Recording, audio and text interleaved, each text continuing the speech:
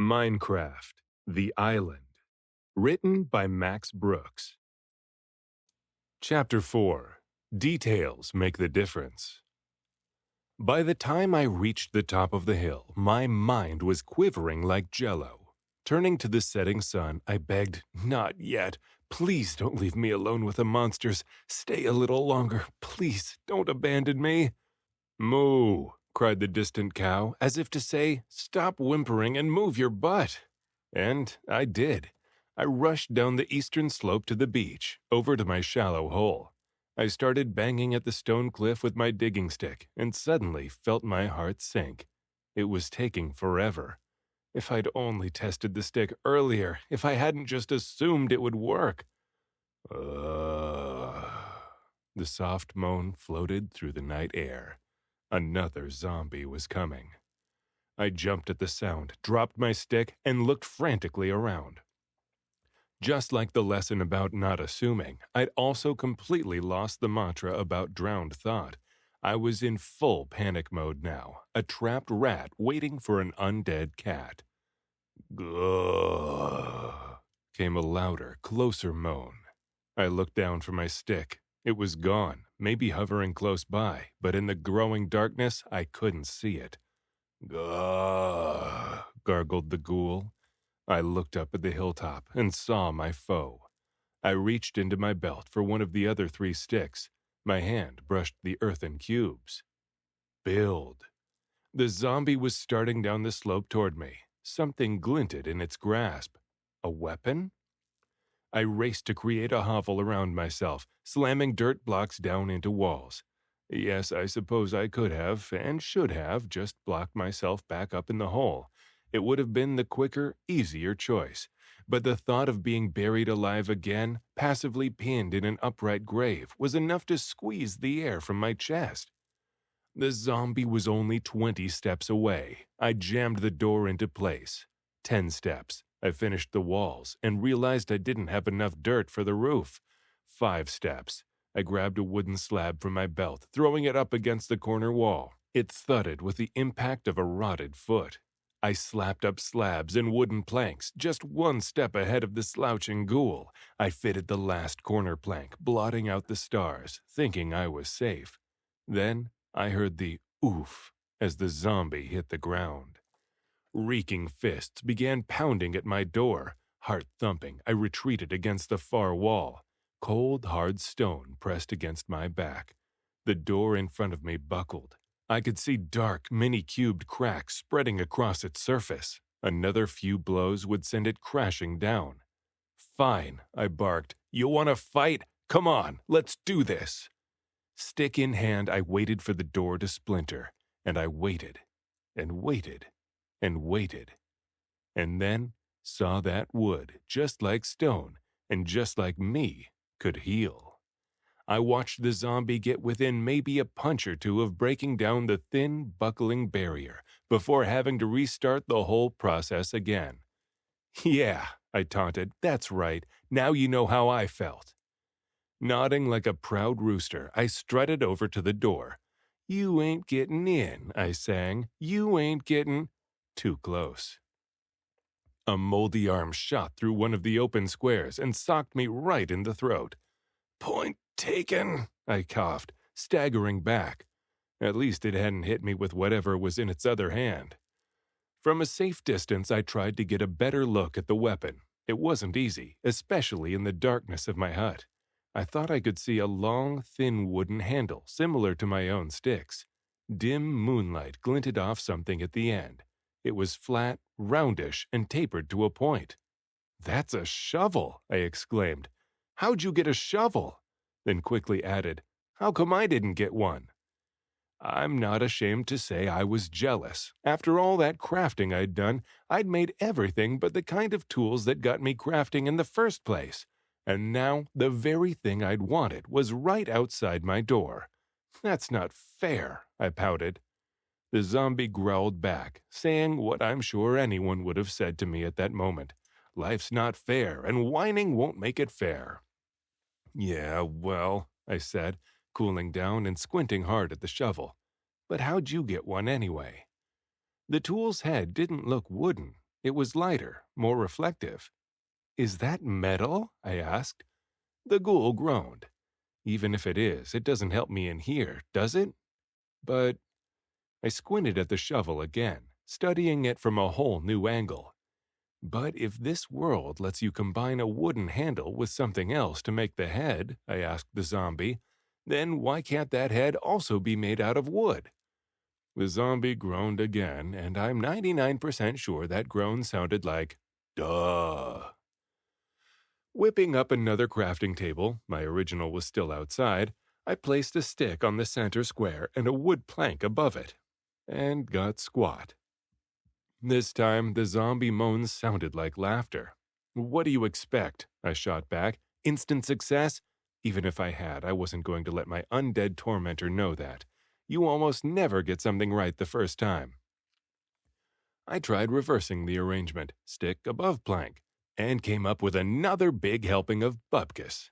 "I'll get it," I reassured the ghoul. "I'm not giving up." I glanced again at the shovel, making sure I wasn't missing some minor but important detail. I was. A closer look showed me that the shovel's handle was twice as long as my sticks. I moved the plank to the top center square and placed 2 sticks below it. Woo-hoo! I howled at a near duplicate of the zombie's shovel.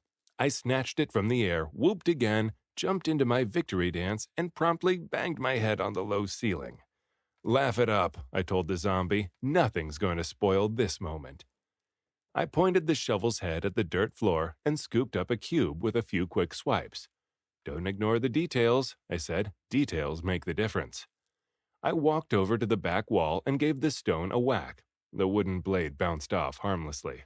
"Just wanted to be sure," I said over my shoulder. "If this thing works for dirt, then something else will work for rocks." I went to the crafting table and got out all my remaining planks. "You don't have any helpful crafting tips, do you?" I asked the zombie. "How to make, I don't know, a hammer and chisel or a steam drill?" Dead eyes glared silently back. "Never mind," I said. "I got this." I made a couple more sticks and tried arranging them with 2 more planks into an upside-down L. What I got was a tool similar to a shovel, but with a longer, thinner, right-angled blade. "What's this?" I asked the zombie, showing it the strange implement. I thought I remembered seeing something like it back in my world, something to do with soil. I tried to use it like a shovel, digging up a block from the floor. It worked, but not as quickly. This world wouldn't give me 2 digging tools, would it? And why would one work better than the other? I tried using the new whatchamacallit against the stone. It worked about as well as my fists. "What's wrong with this thing?" I grumbled, remembering how it felt to punch up grass with my new frustrating hands. Crazily enough, reconnecting with that feeling got me seriously thinking about how I used my body. "It's like," I began, searching for the words, "like I'm in 2 different minds when I'm doing things. There's, I don't know, like an aggressive punch mode and a more passive use mode. Does that make sense?"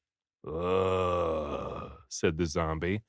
"I know it sounds ridiculous, like something you'd hear from a mountaintop guru or a little green swamp alien who can lift a spaceship with his mind, but doesn't it kinda make sense?" Trying to focus my thoughts, I held the strange device against a square in the dirt floor. Restraining the urge to swing it like a shovel, I concentrated on careful thought. The tool swiped quickly but gently across the bare top of the surface, taking the first layer of soil with it. "Balance," I declared. "Survival requires having both aggression and thoughtfulness, hot and cool, yin and whatever the other one's called. Point is to keep them in balance." "Grrrr," gurgled the cadaver. "You should try it sometime," I told it. "The thoughtful part, I mean." And just allowing myself to joke with my would-be killer unlocked another memory of this tool. This thing's called a hoe. I fished the seeds out of my belt, the ones I tried so hard to plant and almost thrown away. I held them out to the soft, moist earth I'd just hoed. The seeds vanished from my hand, filling the soil square with lots of little green shoots. "Gardening!" I trumpeted. "That's the missing piece.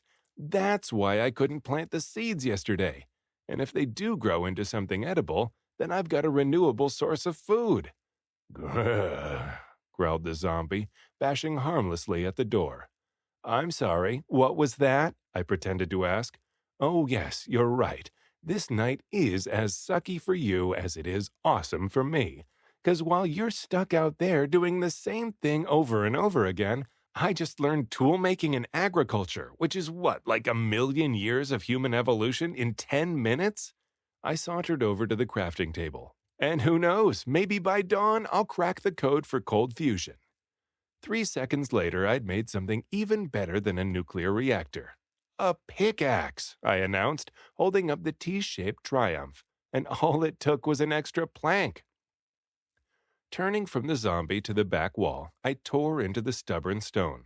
The pickaxe worked like a dream, plopping out the first block in no time.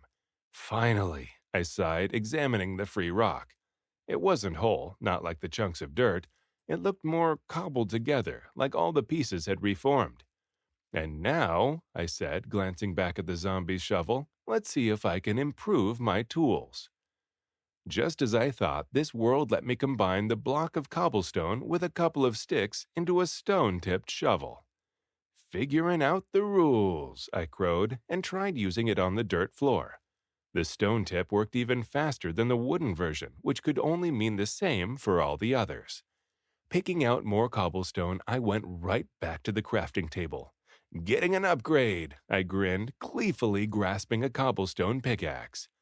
Just as I thought, the new implement tore through the cliff wall like a shovel through soft earth. I couldn't really see where I was going, the deepening tunnel was too dark, but the constant flow of cobblestones into my backpack told me I was making serious progress. Now we're talking, I said, burrowing deeper and deeper into the hill. How's it feel, eh? I asked over my shoulder, knowing you and all those other beasties are never gonna get in here. My answer came in a familiar sharp, high gag. Here we go, I said, stepping out of the pitch-black hole and into the growing light of the dirt hut. Through the square holes in my door, I could see the rising sun and a now burning zombie. So you do die at dawn, I said, almost a little sorry for the dying ghoul. Gah, gah, gah, gah, it gasped, flashing pink beneath a sheet of flames. Overcome by curiosity, I edged closer and closer toward the door.